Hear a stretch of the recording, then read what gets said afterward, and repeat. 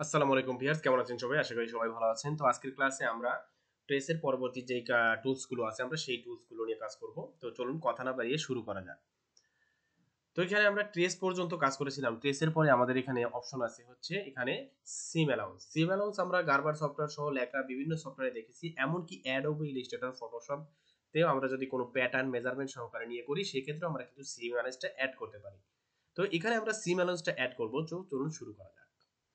তার জন্য আমরা একটা রেক্ট্যাঙ্গেল টুল নেব। এখানে রেক্ট্যাঙ্গেল টুলটা নেওয়ার পরে আমরা এখানে যদি সিম অ্যালাউন্সের উপর ক্লিক করি, যদি যে কোনো এক পাশে ক্লিক করি, অটোমেটিক একটা সিম অ্যালাউন্স নিয়ে ফেলছে। অর্থাৎ এখানে দেখতে পাচ্ছেন যে প্রপার্টিস অপশন, প্রপার্টি এডিটরে এখানে দেখা আছে উইথ অটোমেটিক এখানে 1 cm দেওয়া আছে। অর্থাৎ এখানে ডিফল্ট ভাবে যেই মেজারমেন্টটা দেওয়া থাকে সেই মেজারমেন্টটাই কিন্তু এখানে দেওয়া আছে। যদি আমি এই মেজারমেন্টটা চেঞ্জ করতে চাই সেক্ষেত্রে কিন্তু আমি এখানে ক্লিক করব। ক্লিক করে যদি আমি এখানে যদি আমি কমাই 5 cm, এখানে 5 দিলাম, সেক্ষেত্রে এখানে দেখতে পাচ্ছেন আমার মেজারমেন্টটা কিন্তু বাড়তেছে। এক্ষেত্রে যদি আমি শেপও নেই, ধরেন আমি এই অপশনটাতে এখানে একটা শেপ নিলাম, এই শেপে ধরেন এটা একটা আর্মলে যদি আমি 1.2 মেজারমেন্ট নিতে চাই সেক্ষেত্রে আমি এখানে ক্লিক করার পরে আমি এখানে গিয়ে 1.2 দেব। এভাবে কিন্তু মেজারমেন্ট আমার এইভাবে নেওয়া হয়ে যাবে। তো সিম অ্যালাউন্সের ব্যাপারটা খুবই ইজি অ্যাডোবি ইলাস্ট্রেটর, ফটোশপ, এমনকি গার্বার সফটওয়্যারে আমরা যেভাবে গার্বার সফটওয়্যারে যেমন আমরা সুইং অ্যালাউন্স অ্যাড করি, অ্যাডোবি ইলাস্ট্রেটরে যেমন অফসেট পাথ দিয়ে আমরা এই জিনিসগুলোকে করি, ঠিক সেম ভাবে ইজি ওয়েতে প্রত্যেকটা জিনিস আপনারা ইজি ওয়েতে শিখবেন যাতে আপনাদের মনে থাকে। কোনো কিছু এত জটিল করার দরকার নেই। তো চলুন আমরা পরবর্তী অপশন দেখি। এরপরে আমাদের আছে ওয়ার্ক প্যাটার্ন সম্পর্কে আমরা যেটা জানি সেটা হচ্ছে আমরা যখন গার্বার সফটওয়্যারে যখন আমরা যে প্যাটার্নে স্লিপ করি, একটা সফটওয়্যার করতে গেলে কিন্তু অন্য একটা সফটওয়্যারের কথা বললে আসলে আপনারা বুঝতে পারেন যে আসলে এটা আর এটা সেম, তাহলে এটা এভাবে করতে হবে। তো ওয়ার্ক প্যাটার্ন জিনিসটা হচ্ছে আমি যদি কোনো রেক্ট্যাঙ্গেল টুল নিলাম, একটা রেক্ট্যাঙ্গেল টুল নিলাম, এখানে নেওয়ার পরে আমি যদি আরো একটা ওয়ার্ক প্যাটার্ন টুল নেই, ধরুন আর একটা সার্কেল নেই, ইলিপস টুল নেই, তো এখানে ইলিশ টুল নিলাম। এখন ইলিশ টুলের এই যে পয়েন্টগুলো আছে, এখানে একটা পয়েন্ট, এখানে একটা পয়েন্ট, এখানে একটা পয়েন্ট, এই চতুর্পাশে যে 4টা পয়েন্ট আছে, আমি চাই যে এখানে পয়েন্ট কতটুকু। আমি এখান থেকে ধরুন 15 সি, তো 15 সি আমি একটা মার্ক করলাম। 15 সি মার্ক করতে গিয়ে আমি যদি এখানে ওয়ার্ক প্যাটার্নে ক্লিক করি, ক্লিক করার পরে এখান থেকে নিয়ে আমি যদি এখানে ক্লিক করি, ক্লিক করতে করতে আমি যদি এটা এভাবে আসি যে আমাদের এই মার্কটা কোন পর্যন্ত নিব, অর্থাৎ আমার যে এখানে মেজারমেন্টটা আছে এই মেজারমেন্টটা আমি এই, অর্থাৎ এই সার্কেলটা আমি এখানে জয়েন করব। সোজা কথা যেটা আমরা যে একটা স্কার্টে করে থাকি কিংবা ভরান জয়েন করে থাকি কিংবা আমাদের যে স্লিপের ফিলগুলো থাকে সেই ফিলগুলোতে করে থাকি, সেই ফিলগুলোতে আমরা এই অপশনটা কিন্তু ইউজ করতে পারি কারেক্ট মেজারমেন্টের জন্য। যদি আমি এইভাবে নিতে থাকি তো আমার কোন পর্যন্ত গেলে আমার এই পয়েন্টটা আসবে সেটা কিন্তু আমরা ডিটেক্ট করতে পারবো। তো যদি আমরা এখানে ক্লিক করি দেখতে পাবো যে আমাদের এই পর্যন্ত। তা এখানেও যদি আমি একটা রাইট ক্লিক করি, তো স্টেশনারি প্যাটার্ন যদি আমি সিলেক্ট করি, তো এখানে একটা মার্ক হয়ে গেছে, দেখেন এখানে মার্ক হয়ে গেছে যে আমার এই সুইং অ্যালাউ অর্থাৎ এই প্যাটার্নটুকু এখান থেকে ধরে এই প্যাটার্নটুকু এই অপশনে এই পর্যন্ত আসবে। আমি 15 cm মার্ক করেছিলাম কিন্তু এই পর্যন্ত আমার আসবে না যখন আমি সুইং করব। তো এই জিনিসটা চেক করার জন্য স্লিপ জয়েন্ট কিংবা আমাদের যদি অন্য পার্টস যদি কোনো বডির সাথে জয়েন করতে হয়, যে আমাদের শেপে জয়েন করতে হবে, সেক্ষেত্রে কিন্তু আমরা এটা দিয়ে চেক করতে পারি যে আমরা কতটুকু নিয়েছি সার্কেলটা এবং কতটুকু আমাদের লাগতেছে, আমরা সে অনুযায়ী টিক মার্ক দিতে পারবো কিংবা নোটস মার্ক দিতে পারবো। তো ওয়ার্ক প্যাটার্নের মূলত কাজ এটাই। এরপরে আছে দুইটা মেজারমেন্ট অপশন, এখানে point of measure, edit point. Point of measure এবং এডিট পয়েন্টের জন্য আমরা সেম ওয়েতে আর একটা রেক্টেঙ্গেল টুল নেই।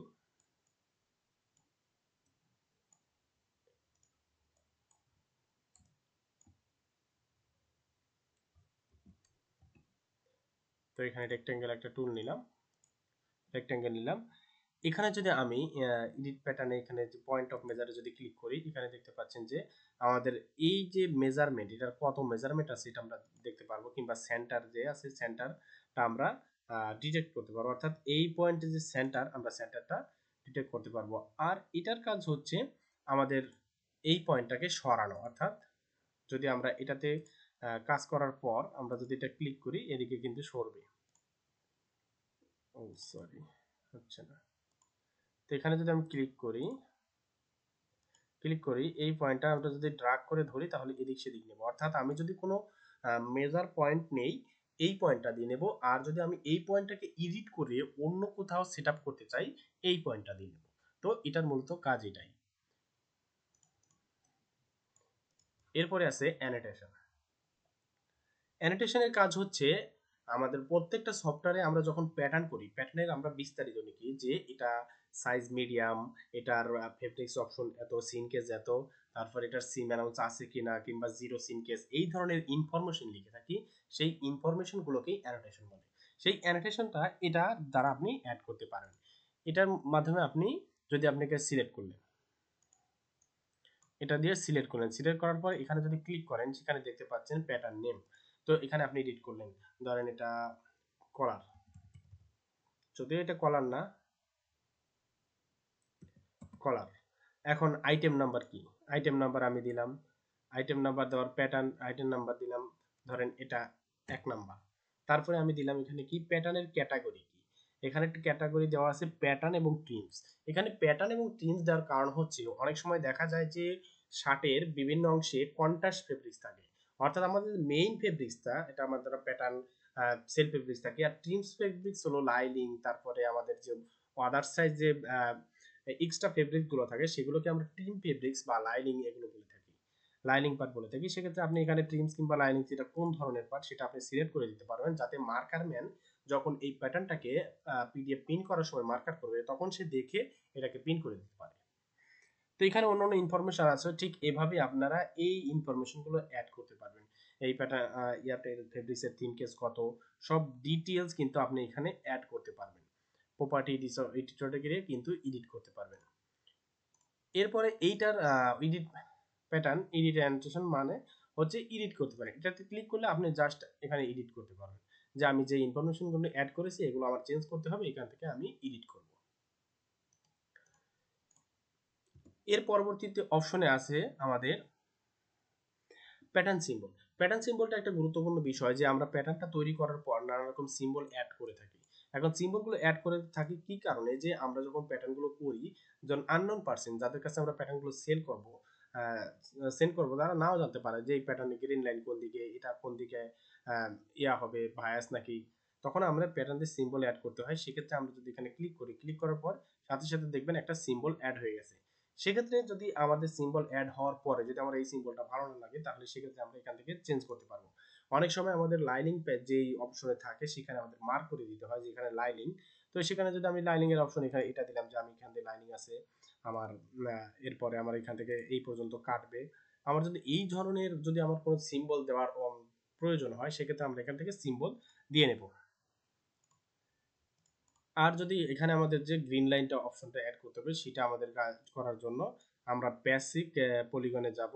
বেসিক ইন্টারনাল বেসিক পলিগনে এখানে যাওয়ার পরে আমরা এখান থেকে এখানে ক্লিক, ইন্টারনাল ভিতর থেকে ভিতরে ক্লিক করব।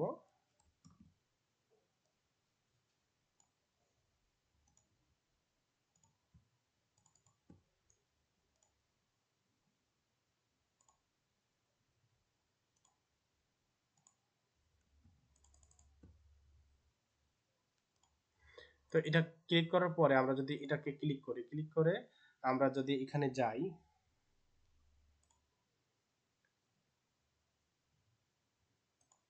এটাতে ক্লিক করি, ক্লিক করার পরে আমরা এটা কিন্তু চেঞ্জ করতে পারবো, যে আমরা গ্রিন লাইনের এই তীর চিহ্নটা এখানে দিয়ে দিতে পারবো। তো দেখতে পাচ্ছেন আমরা এখানে কিন্তু প্যাটার্নের গ্রিন লাইনটা এভাবে অ্যাড করতে পারবো। তো আজকে এই পর্যন্তই, ভালো থাকবেন সবাই, সুস্থ থাকবেন। আর যারা এখন তো আগের ভিডিওগুলো দেখেন নাই তারা অবশ্যই সিরিয়াল বাই সিরিয়াল ভিডিওগুলো দেখতে থাকবেন। তো ধন্যবাদ সবাই।